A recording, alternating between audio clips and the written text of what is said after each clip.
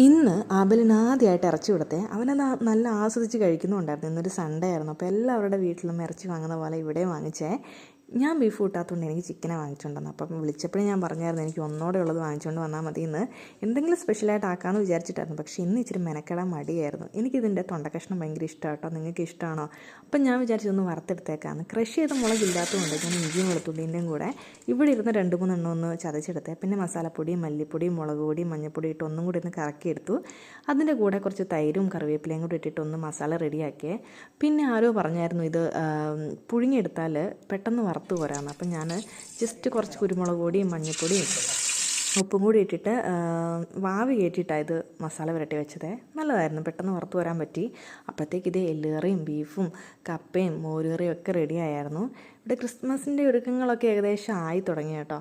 പുൽക്കൂട് ഉണ്ടാക്കാനും ട്രീ ഉണ്ടാക്കാനൊക്കെയുള്ള ബൾബുകൾ കത്തുന്നുണ്ടോ എന്നൊക്കെ